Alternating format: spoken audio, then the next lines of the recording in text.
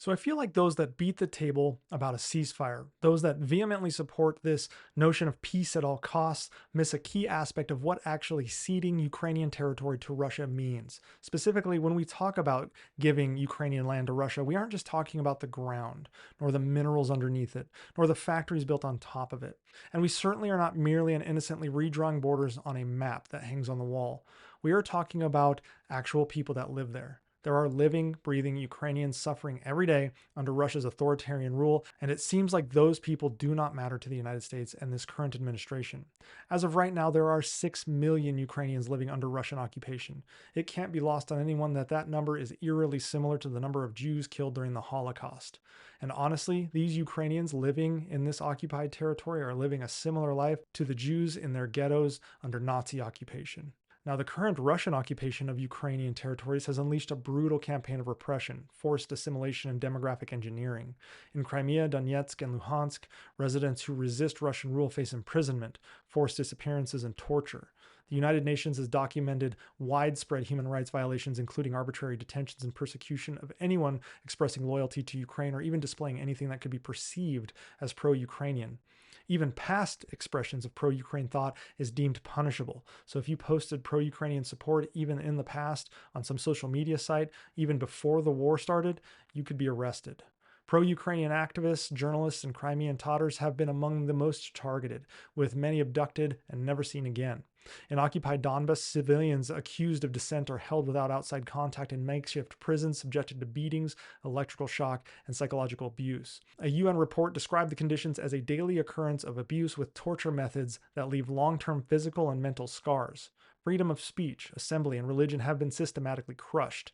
Ukrainian media outlets were shut down, opposition gatherings banned, and even displaying Ukraine's national colors could lead to arrest. The Russian government declared the representative body of the Crimean Tatars an extremist organization and imprisoned its leaders, further silencing a population that has resisted Russian rule in the past. Churches affiliated with Ukraine were forcibly closed, and Ukrainian Orthodox clerics were driven out. The suppression of religious and cultural identity is part of a broader effort to erase Ukraine's presence from these regions. A major pillar of this campaign has been forced Russification. Ukrainian language education has been eliminated. Before the occupation, 36% of Crimean students were taught in Ukrainian, but by 2020 that number had plummeted to less than 1%. Parents were warned against requesting Ukrainian classes for their children, fearing surveillance by the Russian security services. In Donbass, Ukrainian textbooks were replaced by Kremlin approved materials that rewrote history to justify the occupation. Moscow's goal is clear. It wants to raise a generation that no longer identifies with Ukraine. That is actually genocide. The Russian government has also used legal and economic pressure to force Ukrainians to accept Russian citizenship. In Crimea, residents were only given a few weeks after annexation to opt out of Russian citizenship, but those who tried faced job loss, eviction, loss of access to food, education, and medical care. Ukrainian passport holders were denied access to emergency services, property rights, and even the ability to register their own vehicles. By 2024, over 99% of Crimea's residents had been coerced into taking Russian passports.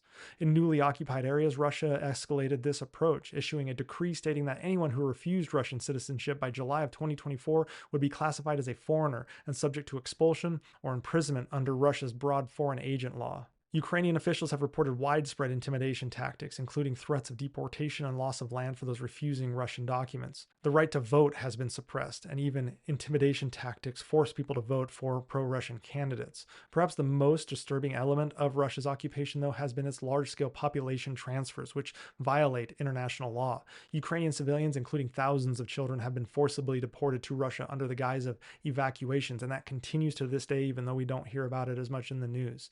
Many of these children have been placed in Russian foster homes, stripped of their Ukrainian identity, and given Russian citizenship.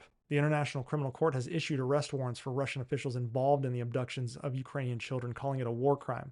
These warrants include Vladimir Putin himself. Meanwhile, Russia has deliberately settled hundreds of thousands of its own citizens into occupied territories to solidify its control. After 2014, at least 247,000 Russians moved to Crimea, while over 100,000 Ukrainians and Crimean Tatars fled due to persecution. These incoming Russians will find houses occupied by Ukrainian families and force them out, often violently, so they can take the house while Russian authorities do nothing. A similar pattern is now unfolding in occupied Donbass, where Russian bureaucrats, police, and teachers have been sent in to replace the local Ukrainian workforce. What emerges next is a systematic effort to erase Ukrainian identity, silence opposition, and permanently alter the demographics of the region. The Kremlin's strategy is not just military occupation, but also cultural, political, and demographic conquest. International human rights organizations have condemned these actions, yet Russia continues its repression with near total impunity. For the Ukrainians still living under occupation, every day is a battle for their identity, their rights, and their survival. So again, it's not just land and resources.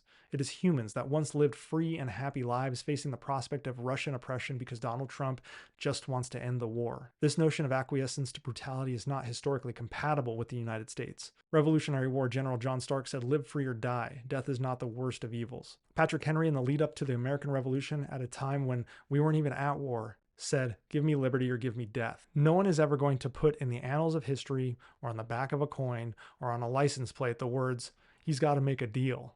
Unfortunately for the United States and the Western world writ large, it seems that the Ukrainian people are the only ones that continue to embody the same historical anti-tyrannical mentality of those that fought in the American Revolution, and they absolutely deserve our support.